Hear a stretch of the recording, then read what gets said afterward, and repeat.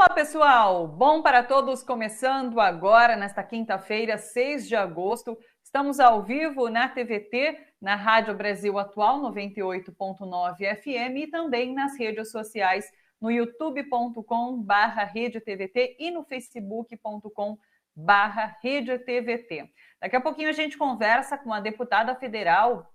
Quem é membro do canal da TVT no YouTube ou apoia a TVT pelo Catarse, agora tem 40% de desconto nos livros do site da livraria da editora Expressão Popular. Acesse o nosso site ou redes sociais e saiba como participar.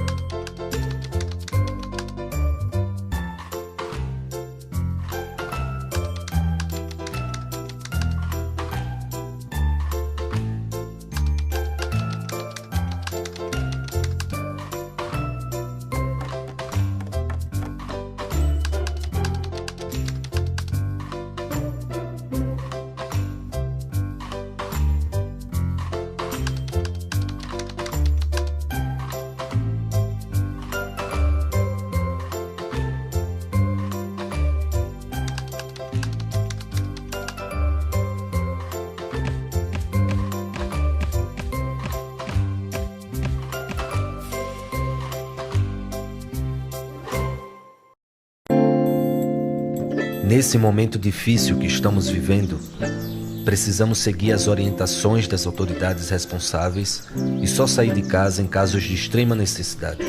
Nós, da agricultura familiar, prestamos um serviço essencial.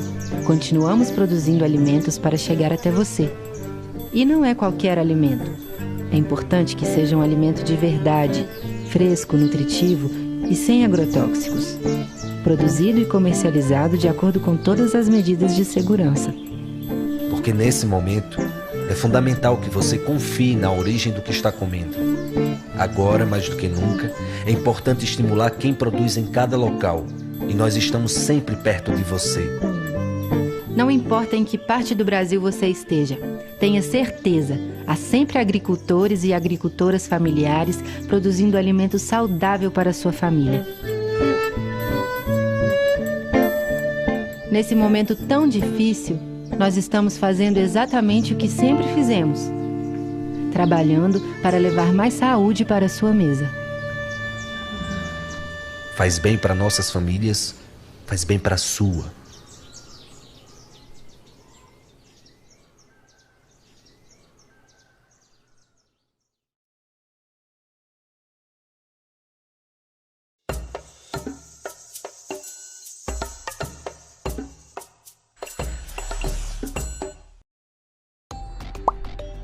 Sabe como seu filho vai ficar em casa e ainda assim continuar aprendendo? Nós preparamos uma programação especial para a turminha do ensino fundamental. Manter uma rotina de estudos é essencial para os pequenos. Então cola aqui no canal de segunda a sexta e vem aprender com a gente.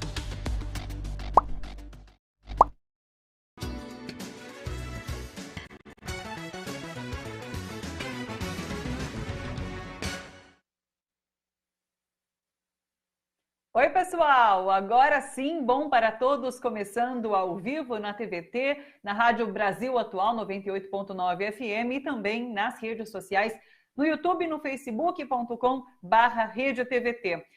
Vocês devem ter me ouvido na entrada anterior, mas não me viram. A gente teve um probleminha de conexão e por isso que vocês ficaram só com áudio. Daí a gente foi para intervalo e vamos começar de novo, agora com tudo certinho, bom para todos, tá bom? Daqui a pouquinho a gente conversa com a deputada federal Natália Bonavides. Ela vai trazer uma análise para a gente sobre destaques do dia, mas também vamos conversar sobre as articulações e ações da oposição no Congresso.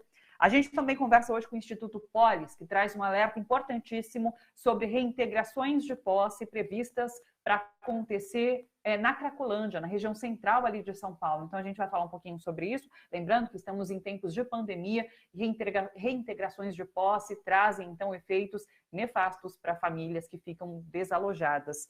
E a gente conversa hoje também com um colunista do portal UOL na Europa, Jamil Chad. Ele que já participou aqui com a gente uma vez, volta para trazer uma reflexão, uma análise sobre o Líbano nesse momento. E a gente também vai falar sobre os alertas que a OMS tem feito em relação ao Brasil por conta do enfrentamento à Covid que é feito aqui no país, tá bom?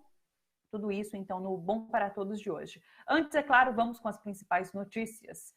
O Brasil já registrou 97.692 mortes pela Covid-19. O número de infectados, segundo números atualizados pelo consórcio de imprensa agora 13h, é de 2.873.304 casos. O desembargador Siqueira foi flagrado novamente caminhando numa praia do litoral paulista sem a máscara de proteção. Esse registro foi feito por uma moradora de Santos e foi publicado pelo portal G1. No mês passado, Eduardo Siqueira, o desembargador, ofendeu guardas municipais e rasgou a multa que recebeu por descumprir a lei municipal que obriga o uso desse equipamento de segurança. Sobre esse novo flagrante, o desembargador enviou uma mensagem de voz ao G1 dizendo, primeiro numa referência à guarda municipal e depois em relação à mulher que o fotografou, ele disse o seguinte, veja só, uma coisa que eu ignoro são essas viaturas da guarda, esses meninos aí para cima e para baixo, não dou a menor bola para eles, não os vi, é um desprazer vê-los na praia estragando, poluindo a praia. Se ela tem prova de qualquer coisa que ela tenha contra mim, ponha por escrito, identifique tudo mais. Ela devia casar em vez de ficar apurrinhando a vida dos outros, não é?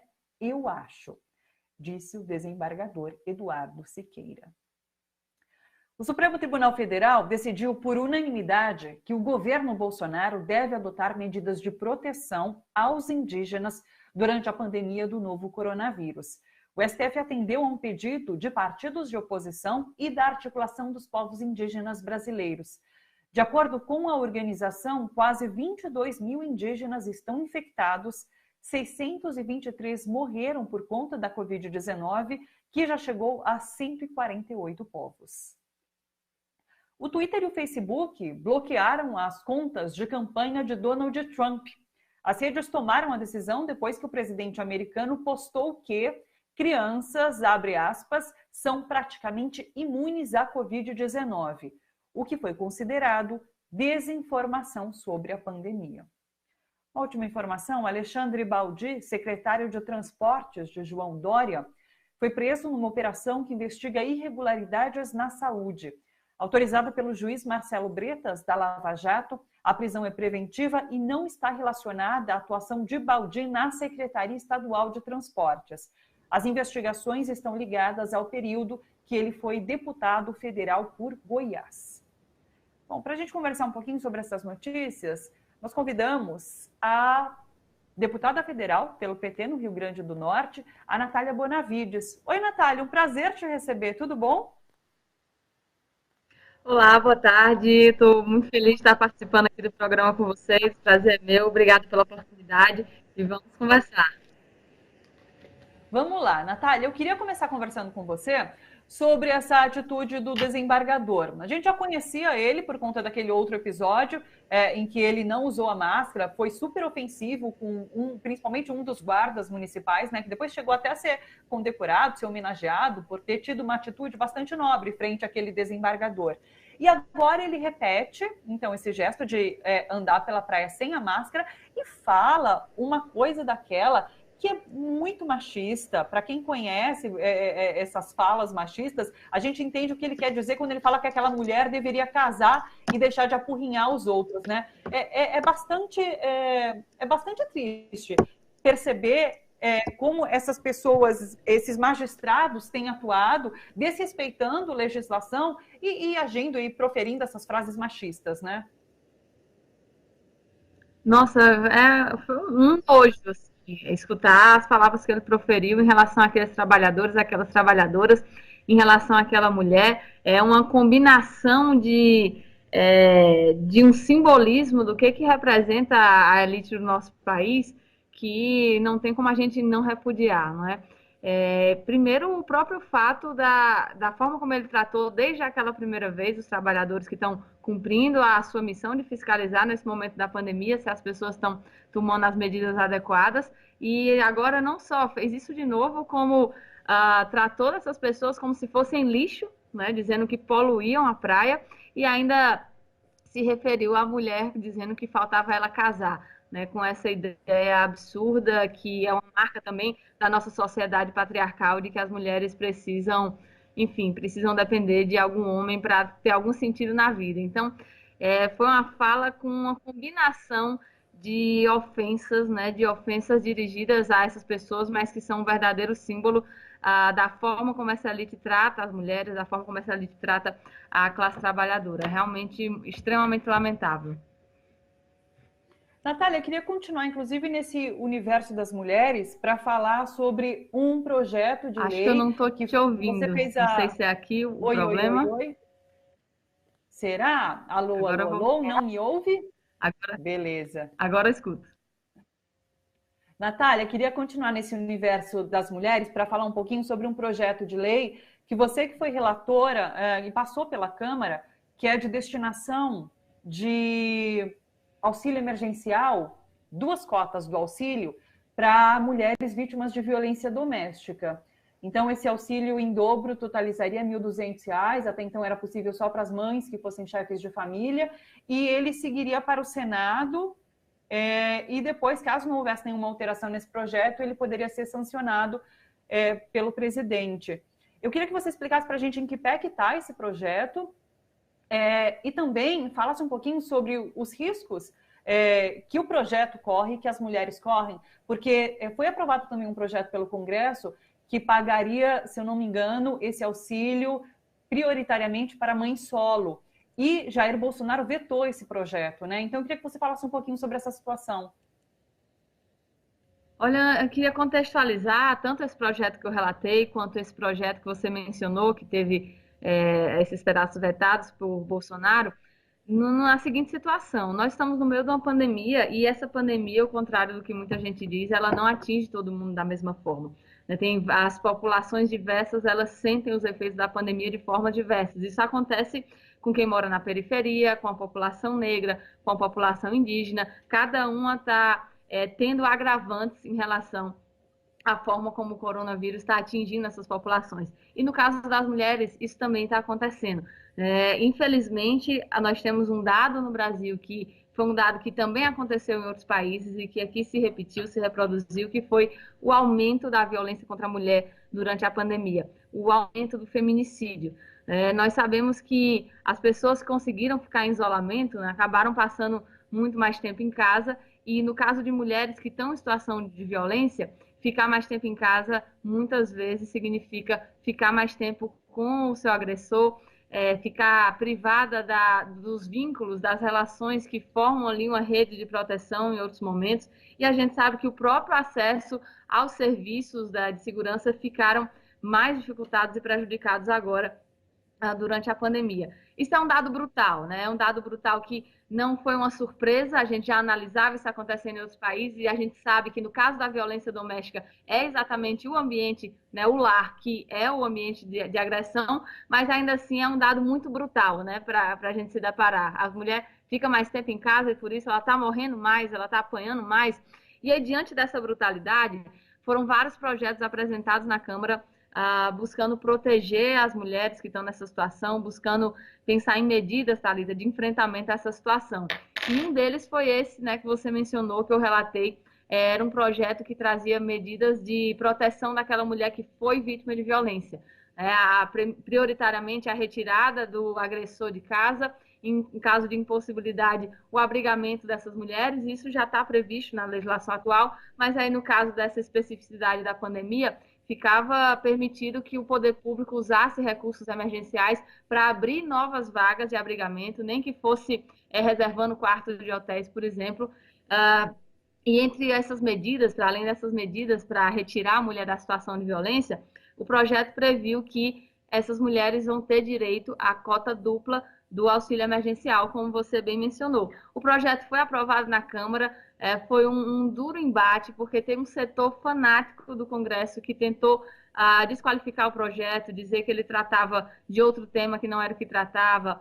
Surgiu uma campanha de desinformação por partida desse setor fanático que dizia que era um projeto que buscava a legalização do aborto na pandemia, né? Então, a distorção do debate que realmente estava sendo feito, que era da proteção das mulheres vítimas de violência, mas ainda assim a gente conseguiu aprovar o projeto. Agora nós estamos aguardando sua tramitação no Senado, ele ainda não foi pautado no Senado, é preciso que isso aconteça e só depois ele vai à sanção e a veto. Queria ainda só comentar rapidamente sobre ele, que na votação na Câmara houve um acordo, compromisso por parte do líder do governo, que exatamente essa parte sobre a cota dupla do auxílio emergencial não iria ser vetada, né? Ficou o compromisso de sanção desse trecho.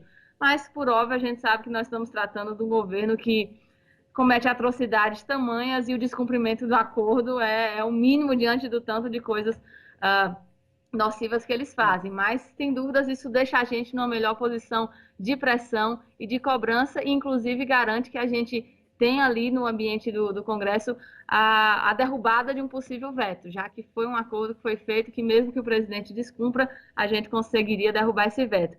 E teve também esse outro projeto que garantia a cota dupla do auxílio emergencial para as mães as mães solo, né, que a gente chama, as mães que são chefes de família. E o que aconteceu? Começaram alguns pais que não criam os filhos, que não têm a guarda dos filhos, começaram a cadastrar o CPF dos filhos para receber a cota dupla do auxílio emergencial e as mães que realmente tinham a guarda ficaram sem direito a esse acesso, porque o CPF da criança já estava vinculado a alguém que estava recebendo a cota dupla. É uma situação muito absurda. E foi por isso esse projeto de garantir prioritariamente que a cota dupla, no caso de filhos, fosse para o nome da mãe, e foi isso que ele vetou. Né? Absolutamente surreal, absolutamente despropositado, mas muito compatível com a visão que Bolsonaro e esse governo tem das mulheres, dos direitos das mulheres. Né? Então, estamos com essa batalha aí para a derrubada desse veto na Câmara e no Congresso, na Câmara e no Senado, no Congresso. Sim, porque esses vetos, para além de serem prejudiciais, é claro, para a nossa sociedade, são muito desgastantes para os parlamentares, né, que realmente tem que rediscutir, tentar derrubar. É o caso, por exemplo, agora dessa questão indígena, né, que o STF agora decidiu que o governo precisa dar todo tipo de assistência para a população indígena, sendo que há pouco tempo Bolsonaro vetou, por exemplo, a levada de água potável e de materiais de higiene para populações indígenas, né? Exatamente. E imagina, os vetos eles precisam ser apreciados numa sessão conjunta, Câmara e Senado, que é a sessão do Congresso. E não é sempre que tem, é muito difícil de marcar. A gente está tratando aqui de medidas emergenciais da pandemia, então é muito mais grave os vetos nesse período, né? A gente está tratando aqui de leis que já têm por si um funcionamento provisório, né? Que são para durar durante esse estado de calamidade pública. Então, quando se veta e a gente tem toda uma dificuldade para sequer ter uma sessão do Congresso que paute esses vetos, a gente vai tendo a própria ineficácia, né? Se nós aprovamos aquilo porque era urgente e as semanas vão passando, em alguns casos até os meses vão passando e aquela medida não é aplicada, significa que aquela proteção que essa lei buscava dar, ela deixa de estar vigente. Então, no caso da população indígena, por exemplo, o veto de Bolsonaro significa que essas comunidades estão efetivamente sem acesso à água, sem acesso a materiais de higiene, e a gente sabe que isso faz aumentar a mortalidade, já que a questão da higiene, de lavar as mãos, são uma das poucas medidas capazes de controlar a disseminação desse vírus.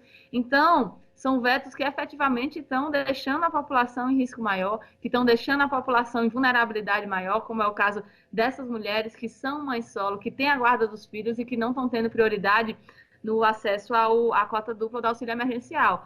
Os vetos eles já têm essa questão polêmica em tempos ditos normais, mas na pandemia eles estão sendo muito mais graves, porque se tratam de medidas emergenciais que não estão em vigor por causa do veto e que a gente sequer tem uma previsão, uma data de quando é que vai ser a apreciação desses vetos e se a gente vai conseguir derrubá-los.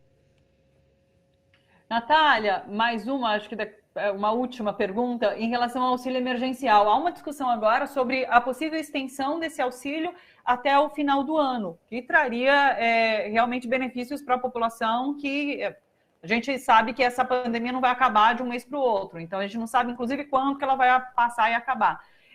Como que a oposição tem se articulado nesse momento? Vai ser uma luta encampada pela oposição, essa de estender até o final do ano esse auxílio? Como que vocês estão articulando isso? Esse tema é fundamental, né? Nós estamos nesse momento de profunda crise econômica, uma crise que já existia, né? Mas que a pandemia veio para aprofundar de forma muito forte, e o que possibilitou que muitas famílias não passassem fome, não chegassem a situações de necessidades extremas durante esse período, foi exatamente o auxílio emergencial. Todo mundo lembra que a proposta de Bolsonaro era dar uma ajuda de R$200, e felizmente lá no Congresso a gente conseguiu que não fosse isso que passasse, que fosse, na verdade, esse auxílio que varia entre R$600 e R$1.200.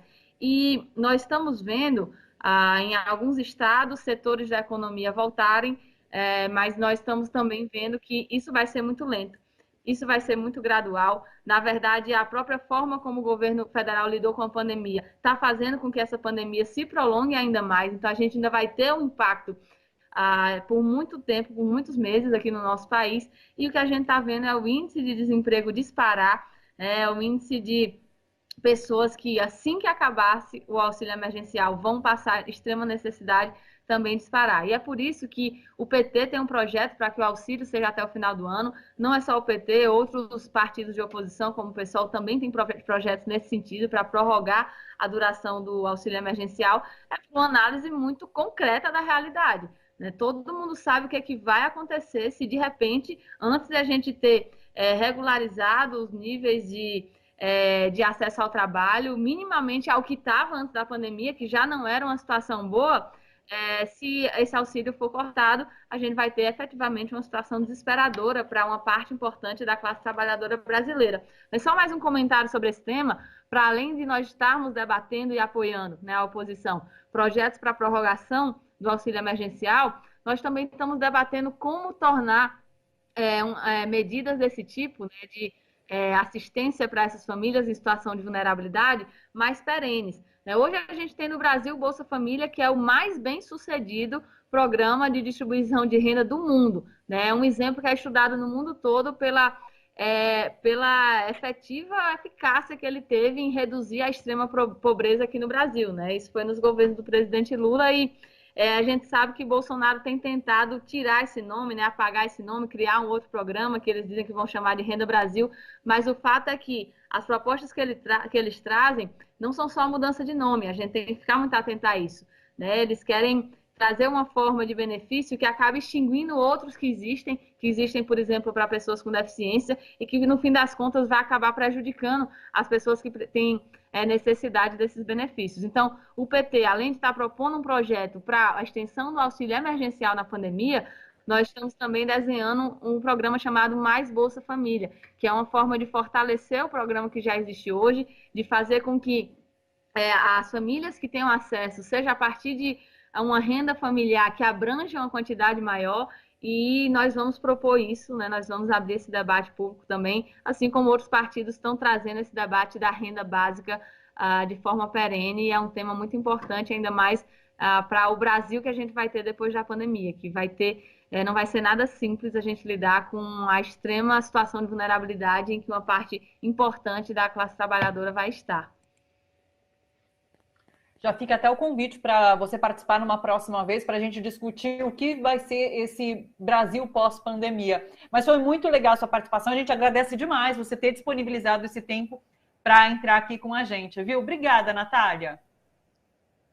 Eu que agradeço a oportunidade, agradeço o convite, e eu me despeço aqui pedindo para todo mundo que está nos assistindo entrar na campanha Despejo Zero. Eu vi que vocês noticiaram hoje mais um despejo que aconteceu em São Paulo. Isso é um absurdo que esteja acontecendo na pandemia, e aqui no Congresso a gente está na luta para pautar um projeto de lei que é o 1975, que suspende os despejos e as reintegrações de posse durante a pandemia. Um grande abraço, boa tarde, super obrigada e um beijo para todo mundo que está nos assistindo e acompanhando. Até mais.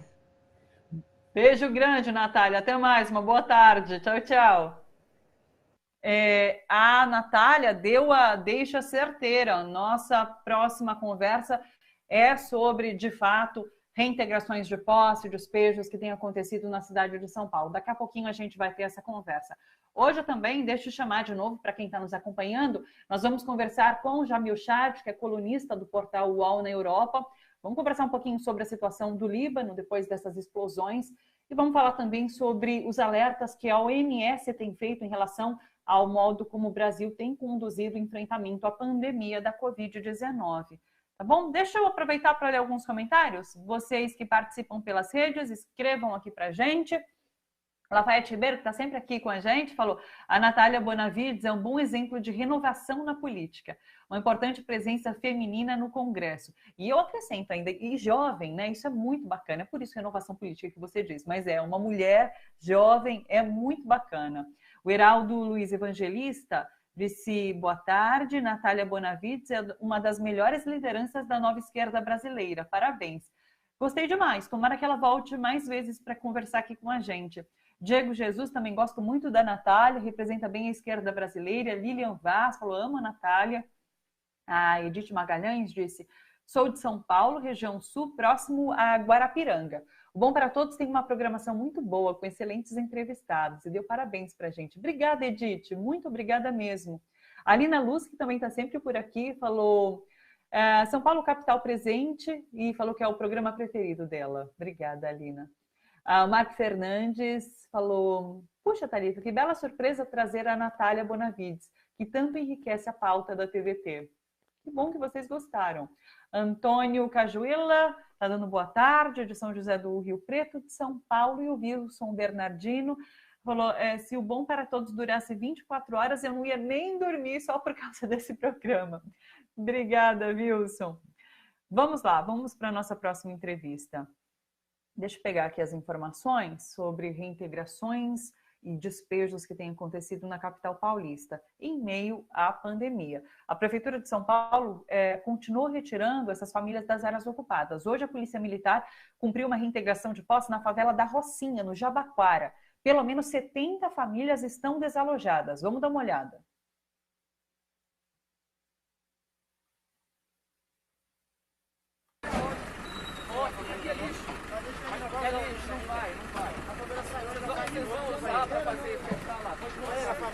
Não vai de novo, só vai sair de novo. Você está trabalhando, trabalho policial. Um pouquinho mais distante, sim, para machucar, tá bom? Ó, eu vou te levar pro...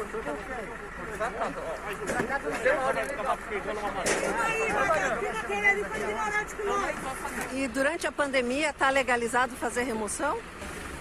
Então, isso daí é uma determinação para a gente cumprir. A gente está cumprindo a determinação. Tá bom. Subprefeito, pelo amor de Deus, tenha piedade do favelado, a gente precisa de moradia.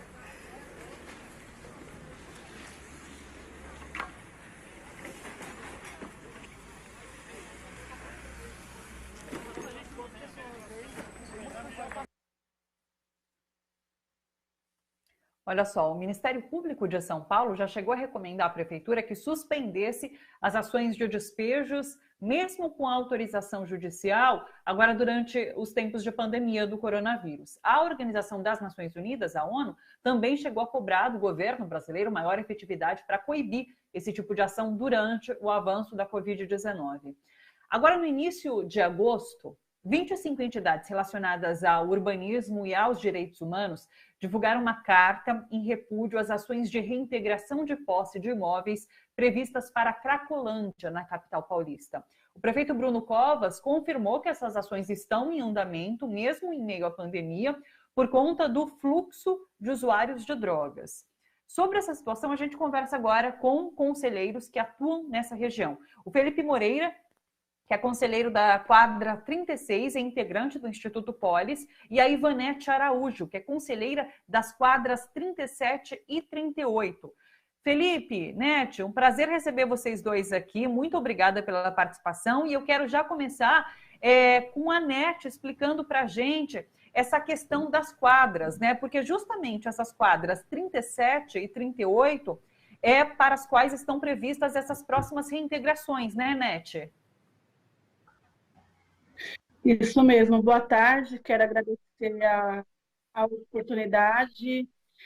E para a gente é super importante nós estarmos neste momento fazendo essa divulgação e denúncia contra qualquer tipo de remoção ilegal e contra qualquer tipo de reintegração de posse ou despejo. Essa quadra 37, 38, na verdade, nós já tem alguns anos que nós estamos na luta para evitar qualquer tipo de demolição. E no ano de 2016, mais ou menos, 2017, iniciou com uma forma completamente ilegal, derrubando as casas, derrubando os cortiços, em cima da cabeça do ser humano, em cima da cabeça das famílias, sem nenhuma alternativa, sem nenhuma saída, sem nenhuma possibilidade das pessoas discutirem. Essa política de discutir moradia por pedaço, discutir como, por exemplo, a quadra 37, 38, foi completamente surreal. O nosso conselho ele foi criado praticamente em cima da discussão. Primeiramente, se cria um conselho para depois se criar ou se ter a alternativa de discussão com os conselheiros e todas as famílias do entorno, e principalmente falando da 36 aqui do Felipe, 37, 38. E não foi dessa forma. Primeiro eles derrubaram para depois a gente entender o que estava acontecendo. Então ali está uma discussão de demolição, de remoção, sem nenhuma alternativa. E o que eles oferecem para algumas pessoas, para algumas famílias que não são todas cadastradas, foi tirada dentro do governo, que existe algumas famílias que estão cadastradas e outras famílias que são transitórias. Espera aí, não discutiu com os conselheiros e como é que tirou essa decisão, essa discussão que as famílias da quadra 37, 38 são transitórias? Esse é um outro ponto. A outra questão é remover sem entender ou sem encaminhar a família para uma outra moradia. A proposta do movimento, a proposta do conselho é que essas famílias, ela entrega a chave por uma outra chave, né? Porque corre-se o risco de aumentar o déficit de moradores em situação de rua e na rua, né? E é isso que a gente não pode permitir. Moradia é um direito, está no artigo 5º e 6º da Constituição Federal, que todo cidadão tem direito à moradia. E o que acontece com as famílias, especificamente falando agora da quadra 37, 38? Existe uma proposta imposta, colocada pelo poder público do município, e nós, como conselheiro, apresentamos uma contraproposta, né? Que foi do Fórum do Mundaréu, com várias propostas. Entender as famílias, os moradores, entender quem paga o aluguel, entender quem são os comerciantes, entender as famílias e as pessoas que têm problema com situação de drogas, em situação de rua, e nada disso foi levado em consideração. Essa cartilha ela foi apresentada e não foi nem sequer falado, olha, então vamos sentar e vamos ver o que a gente pode aproveitar dessa proposta.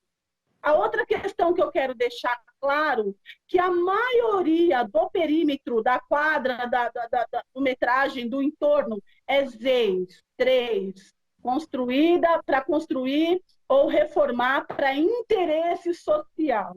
Não tirar as famílias de uma forma aleatória, sem discutir, sem entender para a família o que seria bom para ela, não dessa forma, né? E aí eles querem colocar a carroça diante dos bois, como dizia minha mãe aqui no interior, né? Coloca a carroça diante dos bois. E não pode fazer isso, não tem condições de fazer isso, né?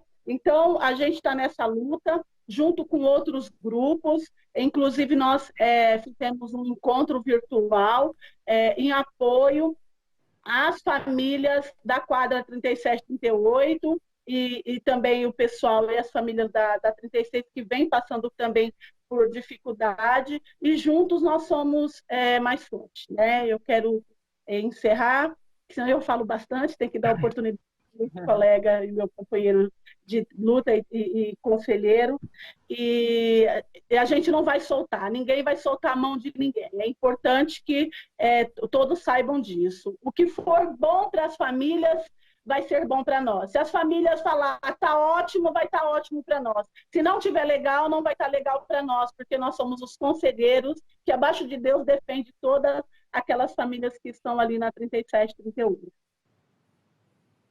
Ô Felipe, vocês já tiveram essa experiência na quadra 36, né, da qual você é conselheiro. Essa reintegração aconteceu na quadra 36 e vocês pontuam inúmeras críticas ao que foi feito e as medidas de alguma forma para essas famílias, para que essas famílias não se tornassem sem teto, para que elas não ficassem desalojadas, né? Então, assim, eu quero que você pontuasse um pouquinho essas críticas que vocês fazem e o que vocês colocam como possibilidade nesse momento. Certo. Bom, primeiro, boa tarde a todos. É sempre um prazer estar aqui com vocês. É um prazer também poder conversar com a NET. A gente já tem várias conversas aí nos nossos grupos e articulações, e agora conversar aqui também com vocês. A NET já passou todo o panorama, né? Eu vou só dar uma pontuadinha em algumas coisas para complementar e especificar um pouco mais na relação da quadra 36, né? Da qual eu sou conselheiro. A primeira coisa que é muito importante de dizer e reforçar o que a NET já disse é que a moradia é um direito segundo a nossa Constituição. E que hoje, no Brasil, a gente tem um déficit habitacional de pelo menos 7 milhões de moradias. Esse número a gente sabe que é subdimensionado, mas que é um número que a gente consegue mais ou menos usar para ter uma referência, né? E que, no momento da pandemia em que nós estamos vivendo, o que a gente identificou, né, o que o Observatório de Remoções já identificou, é que o número de remoções duplicou entre o período de abril e junho, uma coisa assim, do que do começo do ano para cá. Então, a gente está percebendo que o próprio Estado está sendo um motor também de ampliação do déficit habitacional. E o Estado, ele desconhece a realidade das famílias brasileiras. Isso a gente consegue perceber muito bem olhando os casos das quadras 36, 37 e 38, em que o próprio Estado demarcou, a partir da sua lei do plano diretor, uma lei construída participativamente, como uma área de zona especial de interesse social, uma ZEIS, uma área em que a prioridade é a construção ou manutenção de moradias, cuja qualquer intervenção que for acontecer ali precisa passar por um debate público através dos conselhos gestores, que têm que ser formados antes de qualquer ação acontecer. E no caso das quadras 36, 37 e 38, como a NET já falou, isso foi um processo muito atropelado. Ainda mais atropelado no caso da quadra 36, em que o conselho foi informado antes, em que as remoções aconteceram antes do conselho sequer tomar posse. As famílias saíram antes do conselho tomar posse, antes de decidir o que queria acontecer com elas. E qual foi a proposta da prefeitura colocada para essas famílias? Auxílio moradia de R$ 400 até que uma alternativa definitiva fosse colocada, que no caso foi a carta de crédito de R$ 150 mil, e que não contemplava todas as famílias que estavam ali, não contemplava os comerciantes e não comportava o tecido social que existia ali. Por exemplo, na quadra 36 nós tínhamos museus feitos pela própria população, eram vários museus que se perderam, essa história se perdeu, essa memória se perdeu. E o que aconteceu com essas famílias que receberam R$ 400?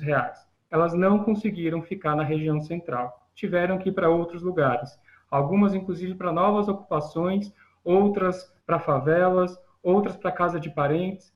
E o pior, num determinado momento, no começo desse ano, a prefeitura cortou o auxílio moradia durante alguns meses. Essas pessoas foram novamente despejadas porque não tinham condições de pagar o aluguel. E aí, o que aconteceu? Isso só foi retomado, o pagamento só foi retomado porque os conselheiros, as famílias, a sociedade civil, junto ao Ministério Público, passaram a pressionar o Estado. Isso nos mostra que, muito provavelmente, no caso da quadra 37 e 38, essas mais de 400 famílias que hoje moram ali, muitas delas não receberão o auxílio moradia. E as que receberão, talvez possa acontecer a mesma coisa que aconteceu na quadra 36, ficar sem o pagamento do auxílio. E se o auxílio à moradia já era insuficiente para conseguir um aluguel em condições normais, digamos assim, no momento da pandemia, em que há também uma crise econômica vinculada a ela, essas famílias têm ainda menos renda para conseguir um aluguel. E é bom lembrar que muitas vezes quando a gente vai conseguir um aluguel, a gente precisa depositar 3 meses em adiantado. A maior parte dessas pessoas desempregadas ou fazendo bicos com redução drástica de renda, a situação dessas famílias é muito, muito grave. E aí, eu acho que é importante também... Felipe, agradeço demais. Complementa. Por favor, Felipe, deu uma travada aqui no áudio. Pode complementar. Desculpa. Eu acho que é importante falar também que mesmo as famílias que conseguiram ser atendidas por meio da carta de crédito, muitas delas conseguiram imóveis muito pequenos que são incompatíveis com o tamanho da sua família, o que continua deixando elas em situação de inadequação e de déficit habitacional. E com o agravante de que, uma vez que essas famílias foram atendidas pelo Estado, elas nunca mais poderão voltar a ser. Então, elas estão em situação de déficit, com uma dívida com o Estado, e que para o Estado está como resolvido, e ela nunca mais vai poder ser atendida pelo Estado. Então, é muito importante que o Estado passe a reconhecer, de fato, como vivem as famílias no Brasil e pense políticas públicas a partir da realidade dessas famílias. O que o Fórum Aberto Mundaréu da Luz fez, através do projeto Campos Elíseos Vivo, junto com os conselheiros, com a população, com os comerciantes, foi apontar alternativas a partir de uma série de instrumentos que já estão nas nossas leis, a partir dos edifícios e terrenos vazios que tem no entorno ali das quadras 36, 37 e 38, e produzir, né, a possibilidade de construir mais de 2.000 moradias sem ter que remover as famílias e promover o chave a chave, que foi o que a Nath falou, né, que a Nath falou. Então, acho que é isso que eu gostaria de falar, e também só reforçar a fala da Natália Bonavides, né, de que o Polis está também articulado à rede de despejo zero, em que essa situação ela não é exclusiva aqui de São Paulo, tem uma série de outros despejos acontecendo no Brasil, e é importante a gente pensar alternativas adequadas para todas essas situações, porque são violações de direitos que estão acontecendo e a gente tem que se opor a isso, porque existem instrumentos para a gente não precisar recorrer a essas violações. Obrigado. Inclusive, o Instituto Polis participa quinzenalmente aqui com a gente e traz sempre essas discussões importantíssimas, são alertas importantes, a gente precisa conversar de fato sobre essas remoções que têm acontecido, ainda mais agora, nesses tempos de pandemia, né? Então, eu agradeço demais ao Felipe e à Nete por disponibilizarem tempo aqui para a gente e por trazerem esse debate tão importante, e a gente continua acompanhando essa questão. Qualquer novidade a gente pede, é claro, para que vocês informem aqui, tá bom? Certo, obrigado. Obrigada, Felipe. Obrigada, Nete. Uma boa tarde para vocês. Até uma próxima. Tchau, tchau. É isso, pessoal. A gente recebeu comentários tão interessantes sobre essa questão. Deixa eu pegar aqui, peraí. Olha aqui. Peraí que eu me perdi nos comentários. Um minutinho. Carlos Henrique Prati, que está sempre aqui com a gente, ele falou assim, reintegração de posse sem ter uma contrapartida para a moradia é extremamente maldoso. Aí vem a primeira-dama do Estado e ainda diz que a rua é um atrativo, desumano, cruel, criminoso. O João Eduardo falou que é um excelente debate, deu parabéns para a gente. Nair Casagrande falou, enquanto formos governados por essa elite que tem nojo do povo, a política pública de exclusão dos trabalhadores não mudará. E a Maria José Fraga falou, isso é indecente, pois tem mais imóveis desocupadas que pessoas precisando de moradia. Falta vontade de resolver, falta vontade política, né, Maria? Bom, vamos lá para a nossa próxima discussão agora, para a nossa próxima conversa. A gente vai voltar a falar, nesse momento, sobre a situação do Líbano após as explosões que destruíram parte da cidade de Beirute nessa semana. O presidente da França chegou hoje de manhã no Líbano. Emmanuel Macron esteve no porto de Beirute, que é o local da explosão, que matou pelo menos 145 pessoas, deixou 300 mil desabrigados. Macron anunciou que vai coordenar um programa de ajuda internacional ao Líbano. Importante anúncio feito, então, por Emmanuel Macron, presidente da França, que a gente vê aí nas imagens. Essa explosão que atingiu Beirute na terça destruiu os principais armazéns que estocavam remédios essenciais, equipamentos médicos, material de proteção contra a Covid-19. Na capital, 3 hospitais foram completamente destruídos e outros 2 estão seriamente abalados. Essas informações são do correspondente colunista do portal UOL, Jamil Chad. E é com ele que a gente conversa agora sobre essa situação do Líbano, sobre a pandemia. Também vamos falar sobre os alertas da OMS em relação ao Brasil. Tudo bom, Jamil? Sempre um prazer te receber. Prazer, muito obrigado pelo convite mais uma vez. Fico à disposição, como sempre. Vamos começar conversando, então, sobre essa situação do Líbano. O Líbano, que, inclusive, vive uma situação difícil por conta de uma crise, né? Uma crise profunda econômica.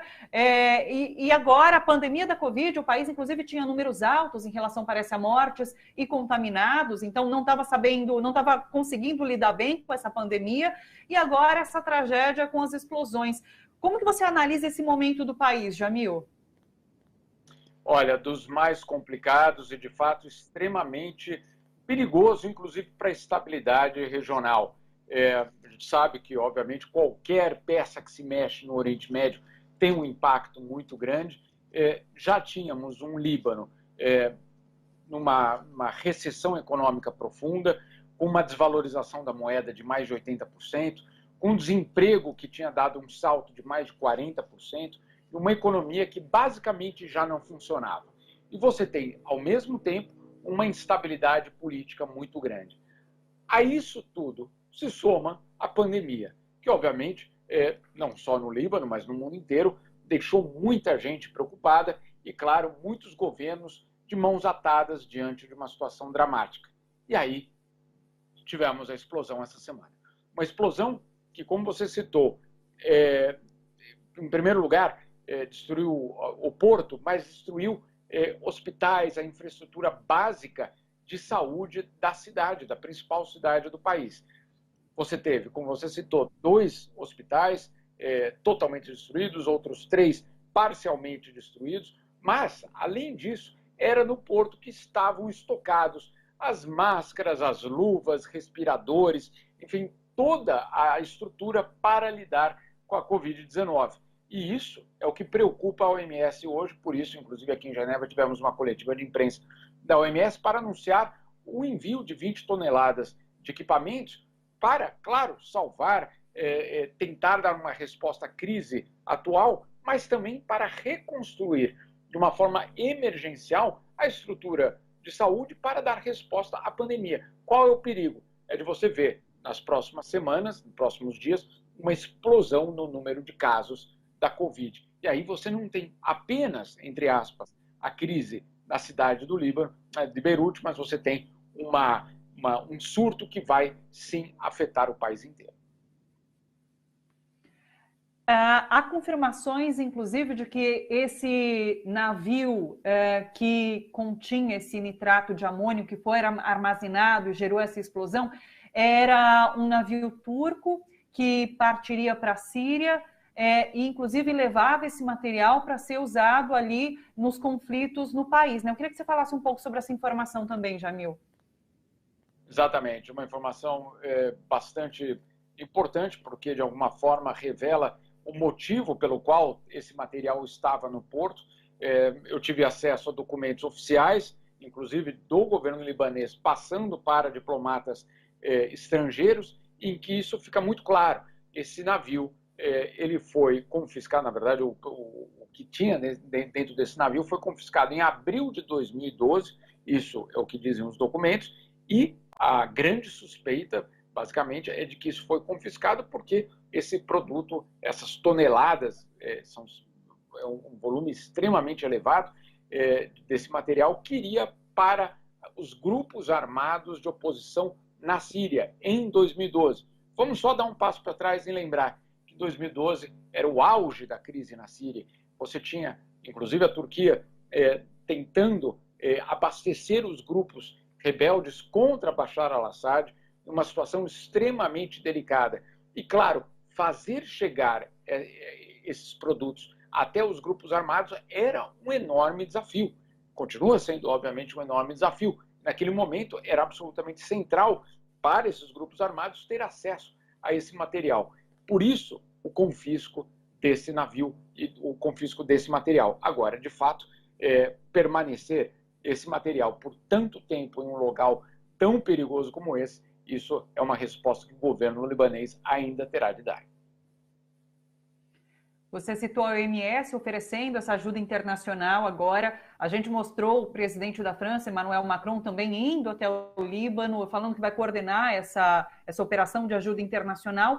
E a gente pode pontuar que existe uma fragata brasileira ali no porto, né? Ninguém dessa fragata ficou ferido, Itamaraty informou sobre isso, mas essa fragata poderia oferecer ajuda nesse momento, né? Poderia, inclusive esse é um debate que está sendo considerado, a própria ONU, porque, claro, a fragata brasileira faz parte de uma missão de estabilização da ONU, uma missão muito antiga, na verdade, dos anos 70, mas que, no caso brasileiro, o Brasil passou a fazer parte em 2011.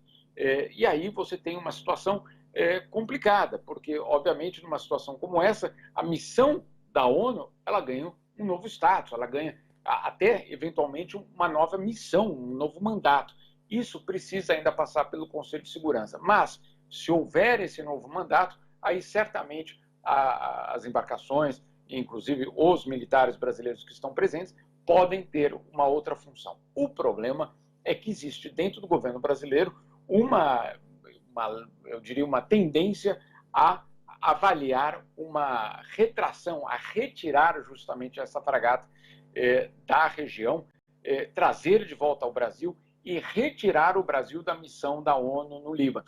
O que, claro, representaria aí mais um sinal e mais um gesto diplomático brasileiro de retração, de sair do debate internacional, de sair principalmente das soluções multilaterais para problemas globais. Vale lembrar que, claro, desde o início do governo Jair Bolsonaro, nós temos aí uma aliança especial com Israel e com o governo americano. Isso também, eventualmente, pode pesar nessa decisão final. Jamil, o Líbano passou por uma guerra civil que acabou recentemente, né, em 89, 90.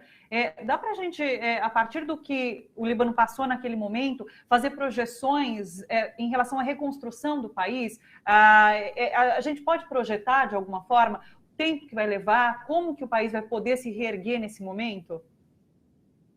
Essa é uma questão bastante complicada. Algumas estimativas já apareceram que a reconstrução da cidade vai custar 15 bilhões de dólares. E, claro, isso é uma questão absolutamente fundamental, vai exigir uma certa estabilidade política. Não há como reconstruir, não há como você restabelecer essa normalidade à cidade de Beirute sem antes garantir uma certa estabilidade política. Isso é o que não existe hoje no Líbano. É justamente esse o ponto frágil hoje do país. Portanto, sem resolver a questão política, não haverá reconstrução. No caso da guerra civil e depois de toda a reconstrução, a história foi muito parecida. Você primeiro precisou ter um acordo quase entre todas as facções e também um acordo internacional para que a reconstrução fosse iniciada. A reconstrução, claro que levou vários anos, exigiu recursos no mundo inteiro e, de uma certa forma, conseguiu restabelecer pelo menos áreas inteiras da cidade de Beirute. Agora, essa reconstrução ela vai ter de ser, mais uma vez, colocada a teste. A questão, existe uma espécie uma espécie de mito em relação ao povo libanês, e principalmente de Beirute, sobre a sua resiliência. Uma cidade resiliente, que ela já foi destruída várias vezes e foi reconstruída várias vezes. A questão é que, claro, nesse atual contexto, essa reconstrução vai exigir primeiro, muito dinheiro, mas também estabilidade política. Hoje nós não temos dinheiro, porque justamente o mundo vive a sua pior depressão, a pior recessão em décadas, então a ajuda internacional é escassa, e além disso você tem uma crise política já muito estabelecida no Líbano. Um cenário extremamente complicado. Que situação, realmente, muito triste. Jamil, vamos falar um pouquinho agora sobre a situação do Brasil, que também não é nada feliz. Da última vez que a gente conversou, inclusive, você trouxe a visão da OMS em relação à maneira como o Brasil vinha enfrentando a pandemia da Covid-19, né? A OMS voltou a alertar sobre os perigos, inclusive, que o Brasil representa a outros países por conta dessa maneira que vem combatendo a Covid. Eu queria que você nos atualizasse em relação a essa visão da OMS sobre o Brasil. Certamente. Antes de mais nada, para a OMS, a situação brasileira ainda é de extrema preocupação. Essas são as palavras oficiais nas coletivas de imprensa que são utilizadas pela OMS. Essa extrema preocupação não para por aí, vamos dizer assim, essas palavras. A OMS deixa muito claro que o governo brasileiro, os governos brasileiros, porque estamos falando do governo federal, mas também dos estaduais, precisam, neste momento, dar um passo atrás e repensar as suas estratégias. Não apenas nos seus locais, mas também a relação entre os poderes. Isso também precisa ser repensado. Caso contrário, segundo a OMS, vai ser muito difícil reverter essa crise. Isso ficou muito claro para a OMS. Essa é a parte oficial. Mas você também tem, dentro da OMS, vozes muito ativas dizendo que Brasil, Estados Unidos, México e um grupo de países que viu o vírus basicamente sair de controle, representar hoje uma ameaça global. Uma ameaça global por quê? Porque você tem, obviamente, um esforço muito grande, principalmente na Ásia, no Sudeste Asiático, em controlar o vírus, mas, em algum momento, as fronteiras terão que ser reabertas. E, ao serem reabertas, a grande questão é o que fazer com o fluxo de pessoas do Brasil, dos Estados Unidos, México, enfim, países com uma população muito grande, que viaja muito, né, e que tem essa possibilidade de acabar recontaminando ou reintroduzindo o vírus de uma forma importante em outros países. Por isso, inclusive com alguns dos conselheiros da OMS, dizendo abertamente que sim, o Brasil é uma das ameaças hoje no mundo no que se refere ao combate à pandemia. Jamil, acho que a gente já tem pouco tempo, uma última questão. Eu queria falar um pouquinho com você sobre volta às aulas, que é uma questão está acontecendo aqui, um debate que está acontecendo aqui no Brasil, né? E eu queria que você falasse sobre a experiência aí na Europa. Você mora na Suíça, né? Como que tem sido esse retorno às aulas, essa discussão? Porque aqui para a gente parece uma discussão feita num momento errado. A gente ainda está com mais de 1.000 mortos por dia e os municípios, os estados falando nessa retomada e alguns, inclusive, já até retomando, né? Como que tem sido aí na Europa? Olha, na Europa depende do país, obviamente. Na Espanha, por exemplo, as aulas nunca voltaram, e isso desde março, e o planejamento é que elas voltem a partir de setembro. Isso, claro, era o planejamento antes da nova onda que começou a surgir nos últimos dias na Espanha. Então, há muita incerteza. No caso da Suíça, a quarentena, no fundo, ela foi muito curta. Ela levou só, agora pensando em termos aí de meses, ela levou só 2 meses. E rapidamente a curva começou a cair. Quando a curva começou a cair, é que as escolas reabriram. Então, não há como fazer uma distinção entre o que está acontecendo na sociedade e reabertura de escolas. Ontem, inclusive, a OMS deu uma coletiva de imprensa justamente sobre isso, e o Mike Ryan, que é o chefe de operações, foi explícito. A reabertura de escolas ela deve acontecer quando existe uma tendência de queda do vírus, e não quando ele está no seu pleno auge. Se ele estiver ainda no auge da contaminação, da transmissão, a reabertura de escolas ela pode piorar, inclusive, a situação. Você diria, não, mas é por conta dos alunos? Não necessariamente, mas é por conta do fluxo de pessoas pela cidade, de pais levando, mas também de professores, né, de todos os funcionários da escola. Então, tudo isso deve ser levado em consideração. Não existe um modelo único de reabertura de escolas. Não existe um plano universal. Olha, dia tal abre a escola quando estiver na condição X. Não é assim. Agora, pelo menos segundo a OMS, os dados mostram que quando você tem um controle, ou pelo menos uma tendência de controle do vírus na sociedade, a reabertura da escola faz sentido. Quando você não tem, ela pode ser ainda uma ameaça. Sim. Agora sim, uma última pergunta para encerrar. Você publicou recentemente no Twitter uma postagem dizendo que estava bastante triste com relação ao Brasil, que o Brasil tem passado. É esse sentimento que ainda existe, Jamil? Infelizmente é o mesmo sentimento, porque eu estou aqui na Europa há 20 anos, eu já vivi o fato de ser brasileiro ser algo muito popular, de ser o sinônimo de êxito, ou de pelo menos de que as coisas estavam caminhando, o que era também um exagero, porque a gente sabia, todos nós brasileiros sabíamos que o caminho ainda era extremamente longo, então também era um exagero, mas hoje, pelo menos o que eu vejo, é o pior momento da imagem do Brasil no exterior, de longe. Não apenas por conta da Amazônia, não apenas por conta das frases do presidente Jair Bolsonaro ou das atitudes e políticas tomadas, mas também pela crise da Covid-19.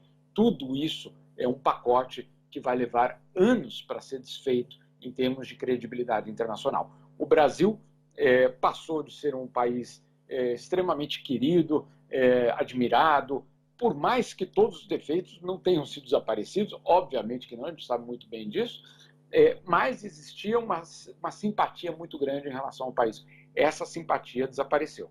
E, principalmente, aí você soma a todos esses fatores políticos, você soma o medo hoje de ir ao Brasil por conta da pandemia. É uma situação extremamente grave e que, em termos políticos, vai custar muito caro para o país. Puxa vida. Jamil, muito obrigada pela participação mais uma vez. É sempre muito bom conversar com você, viu? Obrigado, uma boa tarde, até uma próxima. Certamente. Muito obrigado pelo convite. Até mais. Tchau, tchau, Jamil. Vamos lá, deixa eu ver se eu leio alguns últimos comentários que vocês enviaram aqui pra gente. Deixa eu pegar aqui. Nair Casagrande, que é de Salvador, na Bahia, está acompanhando.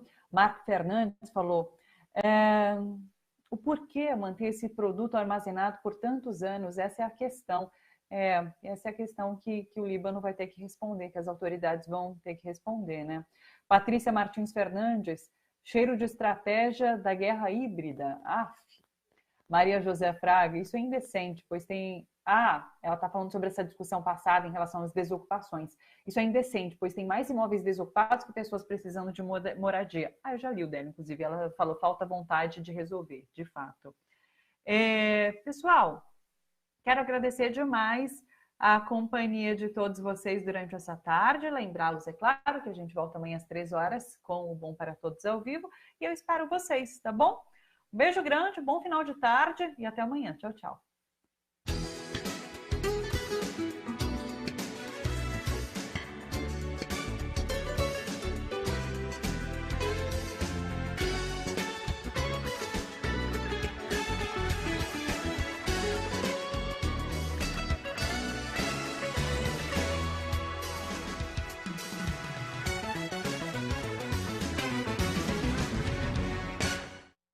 Quem é membro do canal